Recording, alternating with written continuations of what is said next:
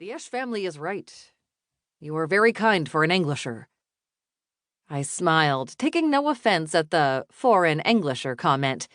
It was one I had heard before, and many times since I'd moved from NYC to Harvest. With the crate in his arms, he hurried back to his wagon, loaded the turkeys into the back with the others, and drove around to the church, which was just on the opposite side of the square on Church Street. It was a gray and cloudy day, as was typical at the end of November, but there was a bright blue patch of sky above the church's tall white steeple. The forecast for tomorrow, Thanksgiving morning, was clear skies and warmer temperatures. The weather was something that could never be guaranteed in Ohio, but I hoped for the sake of the festivities that the prediction was accurate. I could only imagine the flurry of activity that must be happening in the church kitchen at the moment. When Margot and Juliet Brooke, the pastor's wife, had put their heads together to sponsor a village-wide Thanksgiving dinner, I don't believe they realized how much work it would take. Then again, maybe Margot, who was one of the hardest-working people I had ever met, knew. However, I bet all the activity had taken Juliet by surprise. "Bailey King?" Margot pointed at me. "Just the person I wanted to see." I sighed. Maybe I agreed with Leon just a little. Margot could be scary, and nothing was scarier than being caught in her crosshairs when she had an assignment for you, which, in my case, was all the time. It seemed to me that whenever Margot spotted me, she had something she wanted me to do. At least I knew I wouldn't have to drive to Whitmer Poultry Farm to collect the turkeys. I didn't think I could stand seeing a bunch of turkeys walking around flapping their wings right before Thanksgiving. She marched over to me. As usual, she wore jeans, running shoes, and a sweatshirt.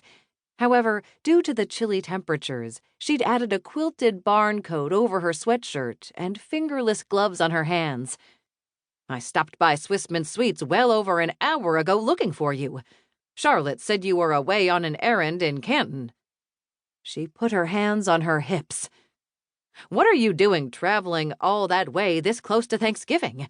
Don't you have enough to do right here at home? I hope you don't plan to go to New York this weekend. The village needs you." I rubbed my head because I was already getting a headache as I tried to remember the sage advice that I had given Leon about Margot. The advice had flown right out of my head. All I could think was that he was right. She was scary.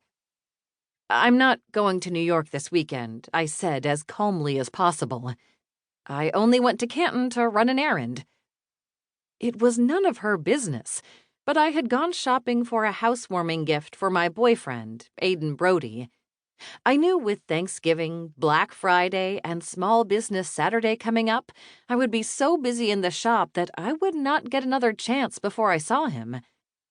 He'd just moved into a new apartment in Columbus, and I felt I had to give him a gift to show my support of the move, when in fact, I wasn't feeling the least bit supportive.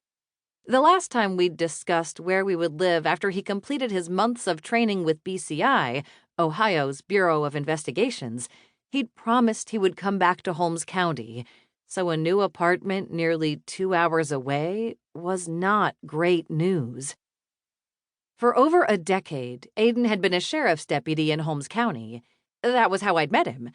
But earlier this year, he had been given the chance of a lifetime to work with BCI. He had made a good impression on the department when he collaborated with them on a case last summer. From what I had been told before, after his training, he would be returning to Holmes County to work as a remote agent who specialized in Amish cases. Instead, he'd been moved to one of the largest cities in Ohio. I didn't know what this would mean for our relationship. Part of me thought when Aiden returned to Holmes County, we would seriously begin talking about marriage and having a family, all those things that I knew we both wanted, but were afraid to say aloud to each other. I didn't tell Margot any of that. Instead, I said, "I came as soon as I could." She folded her arms as if she had doubts.